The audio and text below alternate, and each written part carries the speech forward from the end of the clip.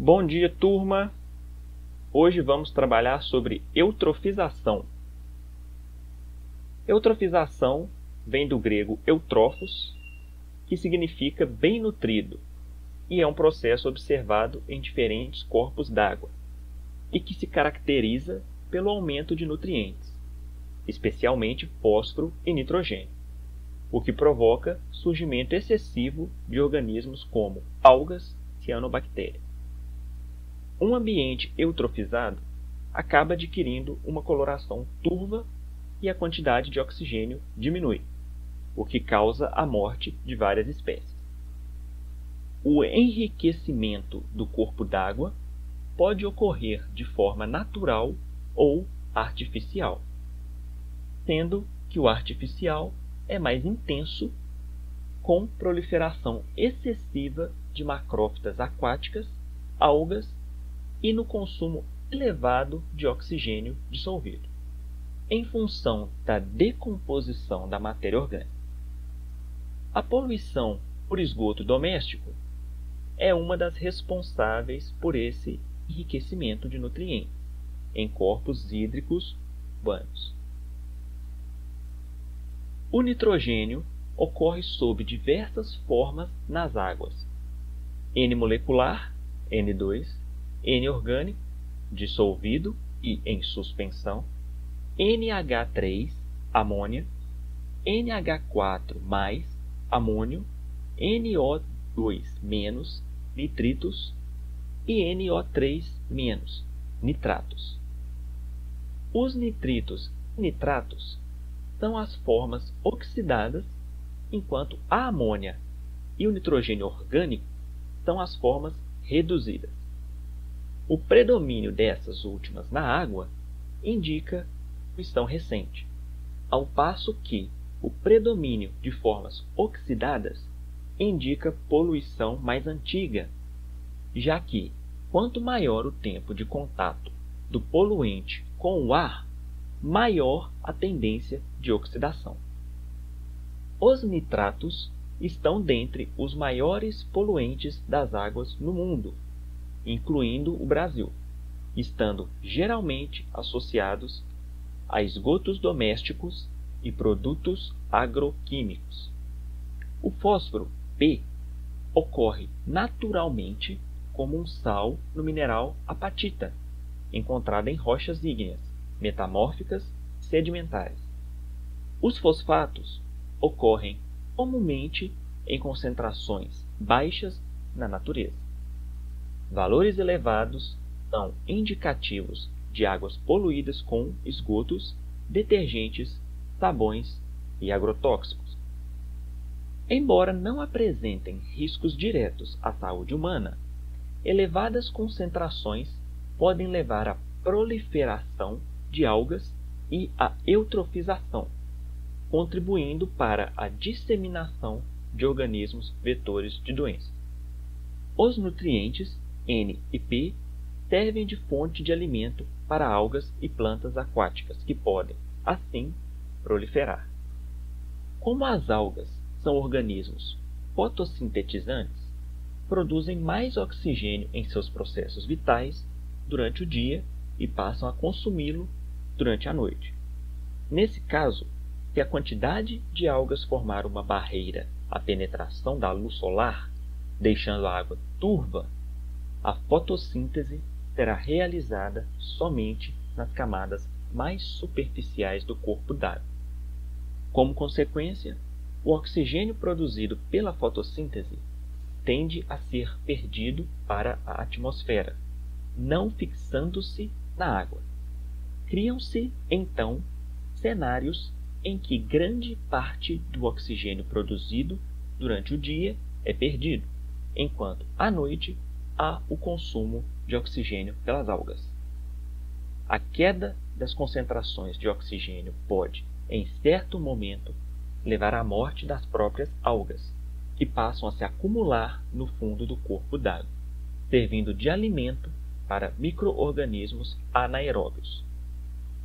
Deste modo, são indicadores de eutrofização aumento excessivo na concentração de oxigênio dissolvido durante o dia e sua queda brusca durante a noite, pH elevado de 8 a 11 e mudança na comunidade planctônica de algas diatomáceas para algas verdes ou azuis e cianobactérias.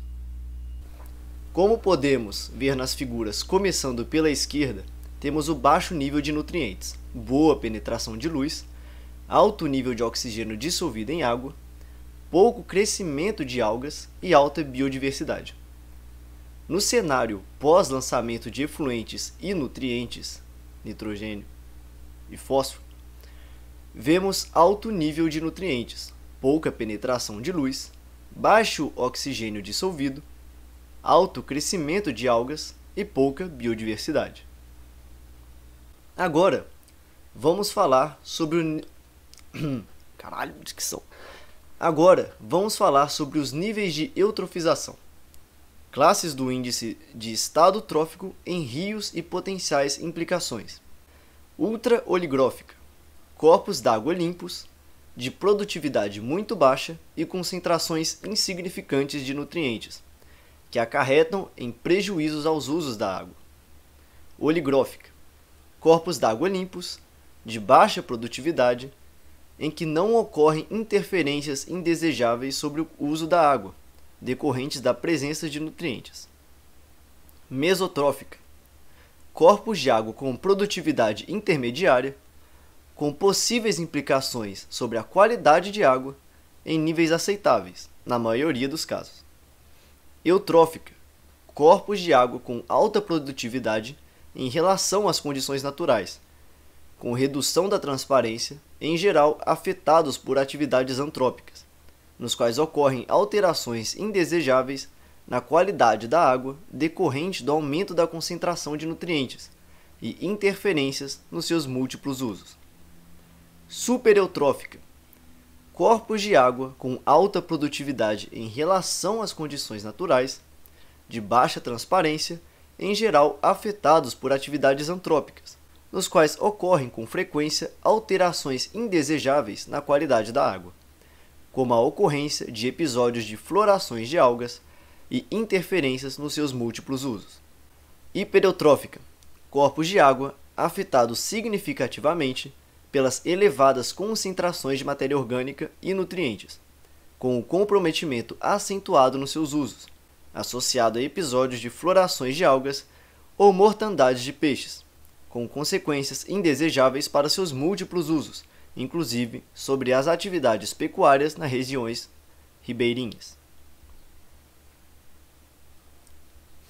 Vejamos alguns exemplos de lagos urbanos eutrofizados. Em resumo, o processo de eutrofização envolve um excesso inicial de nutrientes, superfertilização, que favorece a proliferação de micro-organismos e certas plantas aquáticas, favorecendo o envelhecimento acelerado de um corpo d'água pela redução do oxigênio dissolvido.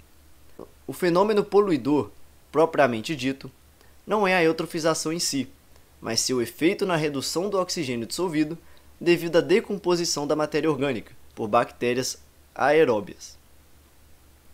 Além do comprometimento do uso das águas, a eutrofização também pode contribuir para a emissão dos chamados gases do efeito estufa, por meio da liberação do metano, CH4, em reservatórios e lagos com alta produtividade. No Brasil, o excesso de nutrientes nas águas tem origem principalmente nos esgotos domésticos lançados sem tratamento, mas também em águas residuárias industriais, fertilizantes, drenagem pluvial urbana, detergentes e alguns agroquímicos.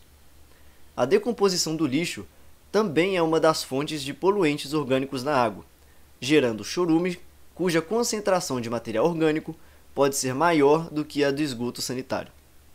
Por fim, vamos entender sobre o que pode ser feito para lidar com o problema. Para controlar a eutrofização, podem ser usadas técnicas preventivas ou corretivas. As preventivas se baseiam em diminuir o fornecimento dos nutrientes danosos para o lago de uma fonte externa, controlando o esgoto urbano, tratando os efluentes industriais e diminuindo o uso de agrotóxicos.